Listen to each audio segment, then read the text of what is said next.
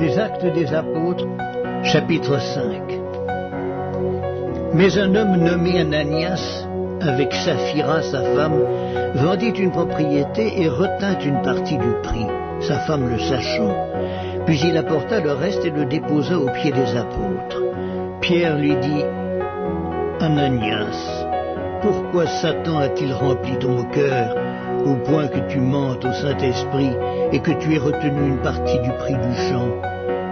S'il n'eût pas été vendu, ne te restait-il pas? Et après qu'il a été vendu, le prix n'était-il pas à ta disposition? Comment as-tu pu mettre en ton cœur un pareil dessein? Ce n'est pas à des hommes que tu as menti, mais à Dieu. » Ananias, entendant ces paroles, tomba et expira. Une grande crainte saisit tous les auditeurs. Les jeunes gens s'étaient levés, l'enveloppèrent, l'emportèrent et l'ensevelirent. Environ 3 heures plus tard, sa femme entra sans savoir ce qui était arrivé. Pierre lui adressa la parole. « Dis-moi, est-ce à un tel prix que vous avez vendu le champ ?»« Oui, répondit-elle, c'est à ce prix-là. » Alors Pierre lui dit, « Comment vous êtes-vous accordés pour tenter l'Esprit du Seigneur? Voici, ceux qui ont enseveli ton mari sont à la porte, et ils t'emporteront. » Au même instant, il tomba aux pieds de l'apôtre et expira. Les jeunes gens étant entrés la trouvèrent morte. Ils l'emportèrent et l'ensevelirent auprès de son mari.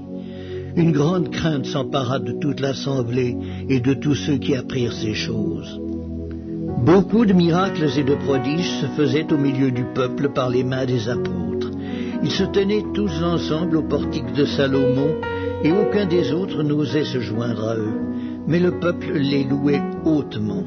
Le nombre de ceux qui croyaient au Seigneur, hommes et femmes, s'augmentait de plus en plus, en sorte qu'on apportait les malades dans les rues et qu'on les plaçait sur des lits et des couchettes, afin que lorsque Pierre passerait, son ombre au moins couvrit quelqu'un d'eux. La multitude accourait aussi des villes voisines à Jérusalem, amenant des malades et des gens tourmentés par des esprits impurs, et tous étaient guéris. Cependant, le souverain sacrificateur et tous ceux qui étaient avec lui, savoir le parti des Sadducéens, se levèrent, remplis de jalousie, mirent les mains sur les apôtres et les jetèrent dans la prison publique.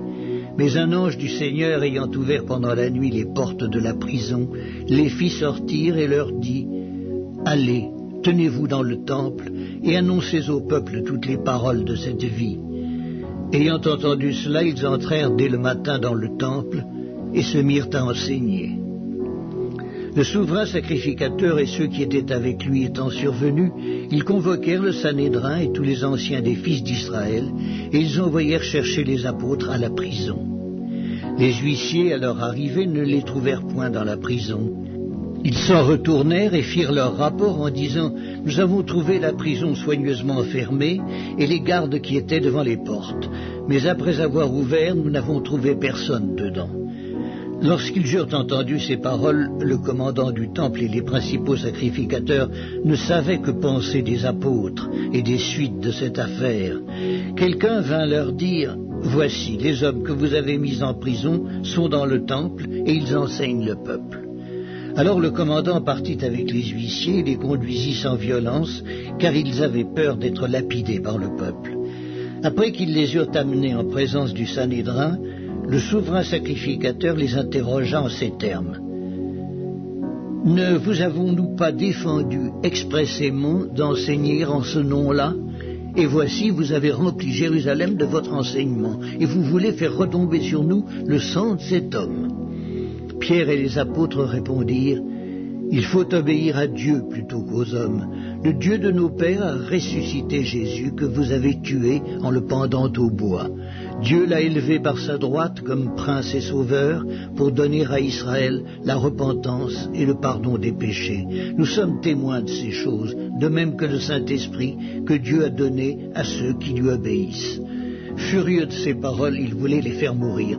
Mais un pharisien, nommé Gamaliel, docteur de la loi, estimé de tout le peuple, se leva dans le Sanhédrin et ordonna de faire sortir un instant les apôtres.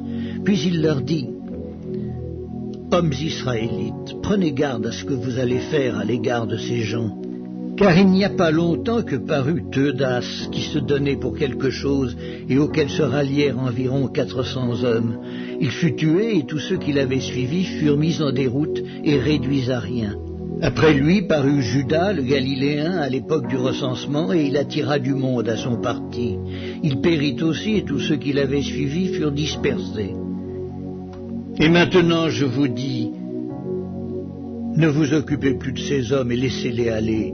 Si cette entreprise ou cette œuvre vient des hommes, elle se détruira. Mais si elle vient de Dieu, vous ne pourrez la détruire. Ne courez pas le risque d'avoir combattu contre Dieu. Ils se rangèrent à son avis, et ayant appelé les apôtres, ils les firent battre de verges. Ils leur défendirent de parler au nom de Jésus, et ils les relâchèrent. Les apôtres se retirèrent de devant le Sanhédrin, joyeux d'avoir été jugés dignes de subir des outrages pour le nom de Jésus. Et chaque jour, dans le temple et dans les maisons, ils ne cessaient d'enseigner et d'annoncer la bonne nouvelle de Jésus.